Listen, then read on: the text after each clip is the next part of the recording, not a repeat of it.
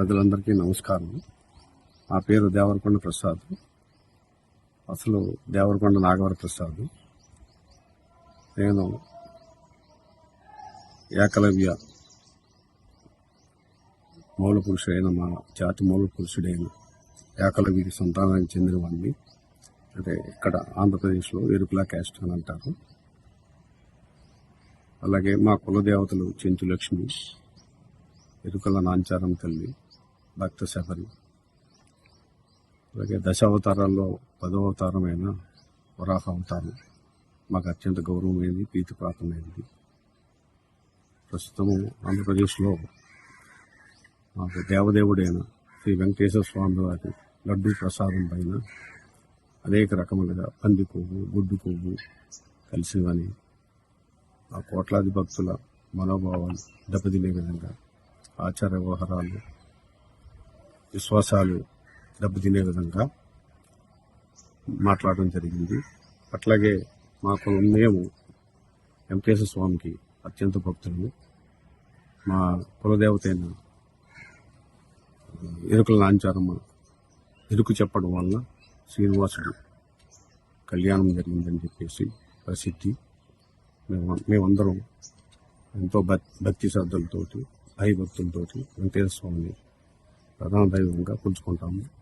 అటువంటి శ్రీవారి లడ్డు ప్రసాదం మీద శ్రీవారి పట్ల అనేక రకాల దుష్ప్రచారాలు జరుగుతున్నందున మనస్తాపం చెంది తీవ్రమైన మనసు గాయపడి ఈరోజు కొల్లూరు పోలీస్ స్టేషన్ వచ్చి కంప్లైంట్ ఇవ్వడం జరిగింది. పోలీసు వారు కంప్లైంట్ తీసుకున్నారు. సిఈ గారు వేరే బందోబస్తు ఇట్లా ఉన్నారట. ఎస్ఐస్ మాట్లాడారు. దాని మీద లీగల్గా ఏమి చర్యలు తీసుకోగలమో చూసి చేస్తామన్నారు. అక్నాలజ్మెంట్ ఇమ్మని అడిగాను. అది మేము తర్వాత చూస్తాము అన్నారు.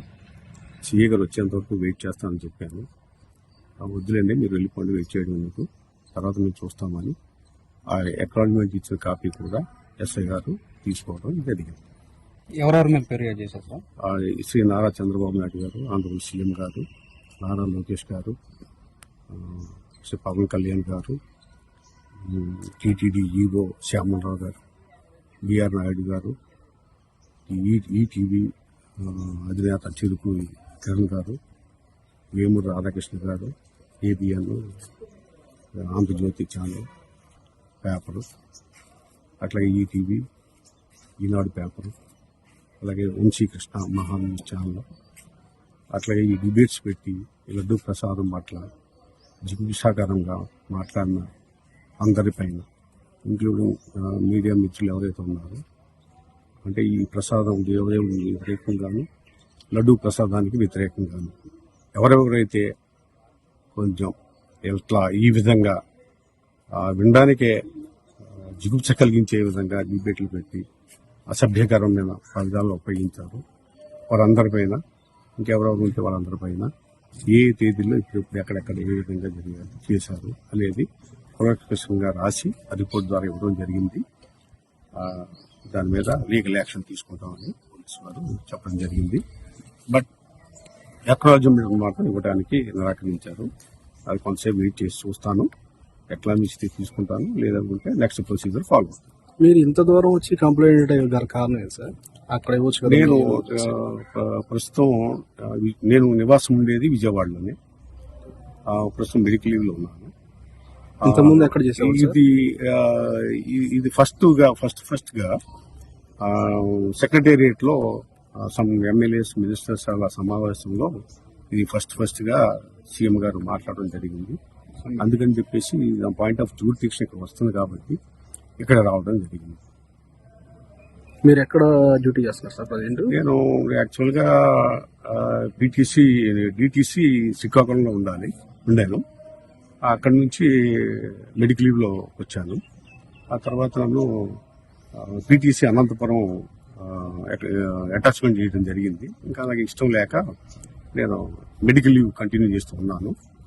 ఈ సందర్భంలో ఇవన్నీ చూడడం వలన తీవ్రమైన మనస్తాపం చెంది నా మనసు గాయమై ఈ కంప్లైంట్ ఇవ్వడం జరిగింది. మీరు ఏదో వాలంటీర్ రిటైర్మెంట్ అడిగినా కూడా ఇవ్వటం లేదు, గవర్నమెంట్ ఇబ్బంది పెడుతుంది అన్నట్లుగా తెలిసింది. అంటే వాలంటీర్ రిటైర్మెంట్ ఇచ్చానండి. ఇస్తే అది డేట్ ఎక్స్పైరీ అని చెప్పేసి మళ్ళీ రిటర్న్ చేసి ఓకే.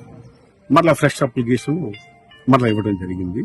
అది మార్చి 31 వరకు లోపు ఇవ్వమని రిక్వెస్ట్ పెట్టాను. బట్ అది ఇంతవరకు జరగాలి ఈ విషయాలు.